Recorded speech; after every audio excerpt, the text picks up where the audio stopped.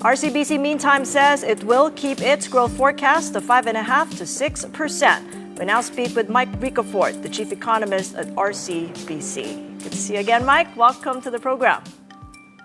Hi, good morning, Kathy and viewers. Nice to be back. All right, so Security Bank's cutting its forecast, but you're keeping yours. Why?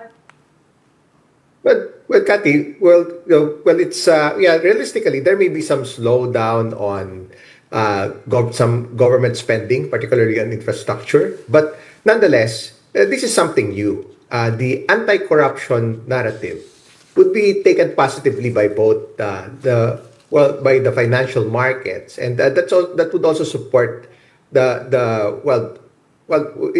the long term, and it would boost confidence on the country's economic fundamentals on the fiscal side, as well as confidence on the financial markets.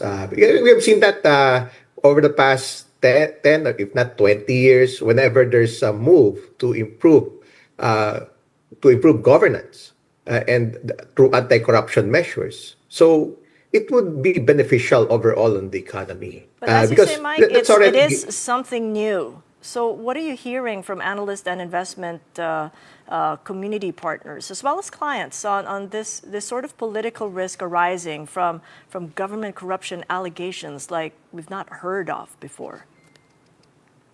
Yeah, true, Kathy. Well, it may be something that's acknowledged in the past and already priced in or factored into our markets, as well as for the figures for the broader economy, for instance, the GDP growth.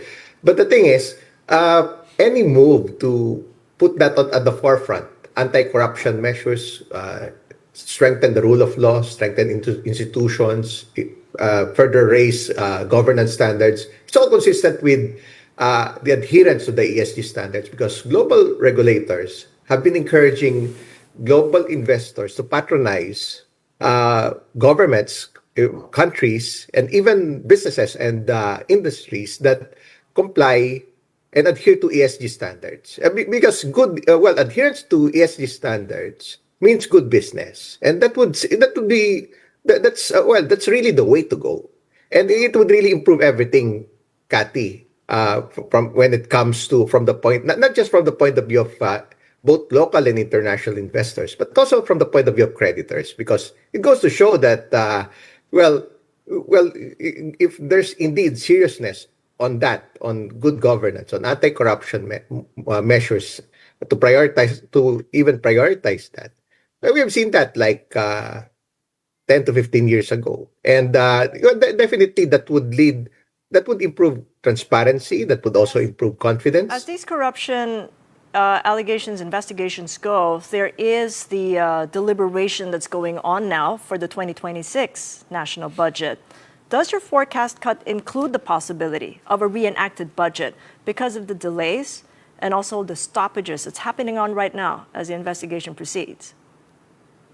Well, Kathy, a reenacted budget would be the worst case scenario. At least a track record would show that as much as possible that would be avoided, because it means there would be less government spending and slower economic growth. But now, if there would be, to start with, the allegations of anomalous or inexistent projects do not really add value actually in the first place, and so eliminating those would be something good. That's good for in narrowing the budget deficit, because that's quite a concern already when it comes to the widening budget deficits, the growing debt, and the rising debt to GDP ratio now at 63.2%, given that the international threshold is at 60%. So this would be taken positively, and also from the point of view of the multilaterals, so they would have greater confidence to lend to us. At least the acknowledgement is there, and also the crackdown meaning to say on corruption allegations. But and reenacted budget, if that happens, as you say, it would be the worst case scenario. What sort of a scenario then, in terms of GDP forecasts, would that compel you to revise down your GDP forecasts?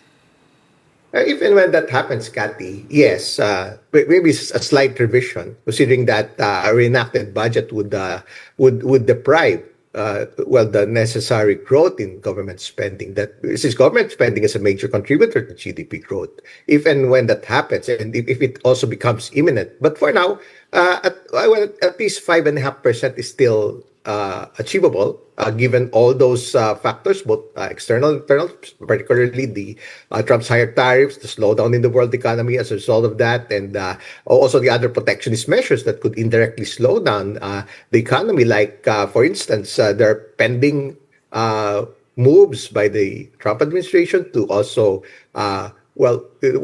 the threats of higher tariffs on electronic exports. That's at least 100% to even as high as 300%, unless the global semicon companies, the chip makers, electronic companies would locate or invest in the U.S. And another one would be the keep the call centers in America. Well, we have yet to see that because that has been passed. Well, that's something proposed in the U.S. Senate last July, and we'll see how would that one transpire. Given those uncertainties, and we're looking beyond our shores, there's a lot more to consider. What are the implications then on the pace of easing by the Bangko Sentral? The governor himself last month mentioned that the current 5% is Goldilocks rate.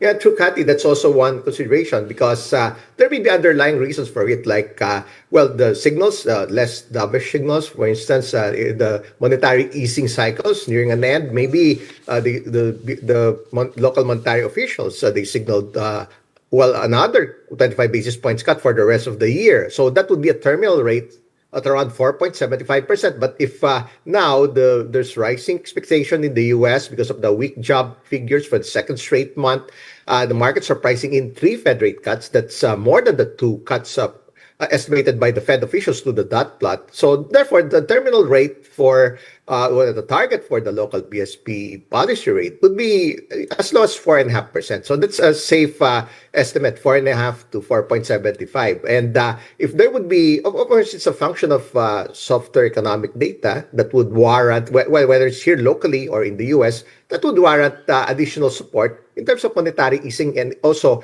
expansion of fiscal policy. That's why those things, they do intertwine, both monetary policy and fiscal policy, Kathy. All right. Well, thank you so much for your insights. RCBC Chief Economist Mike Ricafort.